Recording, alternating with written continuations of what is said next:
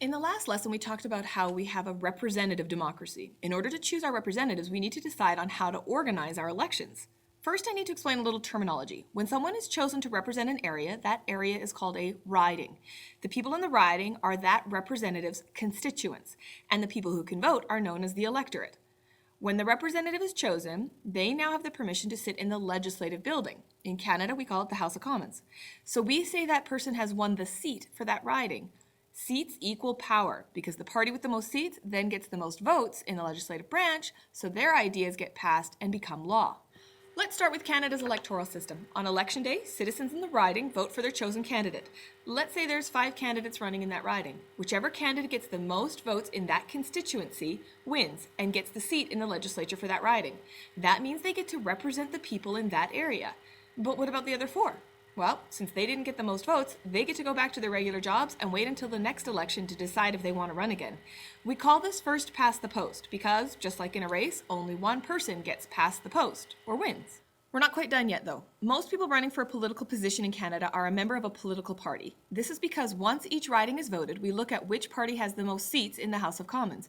The party that has the most representatives elected, or seats, then gets to become the government of Canada.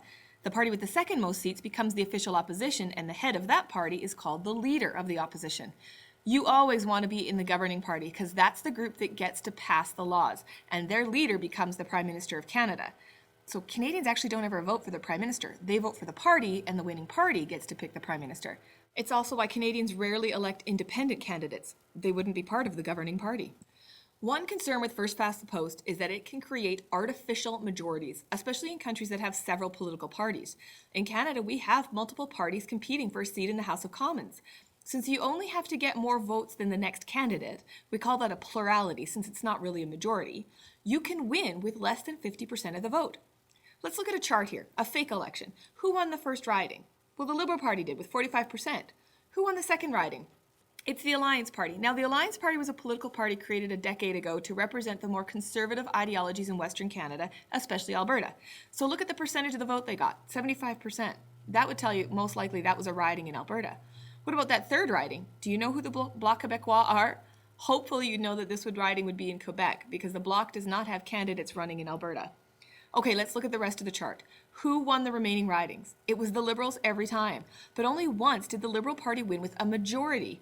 Yet they got 5 seats, which means if these were the only ridings in Canada, the Liberal Party would have had over 70% of the power with actual support from less than 40% of the population. That's an artificial majority. The Liberals have been given more power than what Canadians want them to have because they won ridings with less than 50% of the vote. Are you confused? That's okay. A lot of Canadians are. We'll review it again in a bit. There are some real election results here that show what happens. Look at the difference in the bars for the minority party's actual vote support compared to the number of seats they got. The Green Party got 6.8% of the popular vote, but because of first past the post, they didn't even get 1 seat. The United States also uses first past the post, but they have a different way of determining who gets past that post first. When the nation votes for the president, every eligible citizen gets to vote for their choice of who should be president. But then they've added another step just to make it more complicated. Okay, the real reason is so that low population centers still have a voice, but it's really strange to those of us who vote in Canada. Each state has something called the Electoral College, not a school, but a group of people who are assigned the task of voting for the president for their state. After the entire state has voted for their choice of presidents, the ballots are counted, and whichever candidate gets the most votes wins all of the Electoral College votes for that state. You can see in this image here that each state has a different number of members of the Electoral College based on population. That's why presidential candidates spend so much time in states like California and Texas to get all those Electoral College votes. So let me use a real-world example. The 2000 election of George W. Bush. At first, everyone thought Al Gore had won the election because most people in Florida were saying they had voted for Gore. But what they didn't realize is they had voted for the wrong guy because instead of checking off a box with a golf pencil like we do here in Canada, there was a machine that punched a hole. See how that second hole lines up with the box with Gore's name? People punched that one and ended up voting for Buchanan. That mistake led to George Bush winning Florida, which means he got all 25 Electoral College votes, and that helped him win by 1%. One other thing, you can see that the Republican and Democratic parties are really the only 2 parties that get votes in any significant number. This is why we call the U.S. a 2-party system. They have more than two parties, but if you vote for a third party, your representative has no chance of winning, so it's seen as a protest vote. A two-party system doesn't usually have the problem of artificial majorities, but there is a serious problem because the parties will often come to the middle of the ideological spectrum, and that means ideological perspectives aren't being well represented. Sweden takes a totally different approach. Instead of using first past the post, they use something called proportional representation. The ballots are tallied up and each party gets seats based on the percentage of the vote they got. So if they got 37% of the popular vote, they get 37% of the seats in the legislature, known as the Riksdag. So each party gets a proportion of power based on the proportion of the vote, hence proportional representation. Many people argue this is more democratic because it actually represents what the people want. It's also better for minority groups because they're more likely to have their voice heard in government. But of course, there are issues with this system as well. Because there's usually a minority government, that's a government with less than 50% of the power, the ruling party will have to work with other parties in order to get support for their leader. That means they may have to compromise some of their political promises to get the support of the other parties to create a coalition. Also, ridings don't get to choose their representatives. In Canada, we vote for a party, but we also look at who the candidate is. With a system based purely on proportional representation, the party gets to choose who will represent the region in Parliament. And minority governments are often unstable, which can lead to elections being called because the ruling party can't get enough support to pass legislation. And elections are very expensive. Okay, so let's review some of these ideas using real-world statistics. Here's the results from previous Canadian elections. You can clearly see how the percentage of support for a party does not match the percentage of power they have because of our system of first past the post.